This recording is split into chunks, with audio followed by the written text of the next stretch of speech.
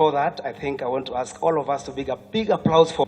I, Architect Peter Wachira Njuguna, do swear that I shall always truly and diligently serve the people and the Republic of Kenya in the office of County Executive Committee Member of Devolution, Public Service and Administration. I shall diligently discharge my duties, diligently serve the people of the Republic of Kenya in the office, and perform my functions in the said office.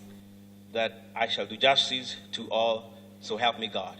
I have no doubt that I now have a competent and dedicated team that will push forward the development agenda and help the executive to implement policies that will improve on service delivery and to uplift the living standards of the people of this great city as outlined in my manifesto.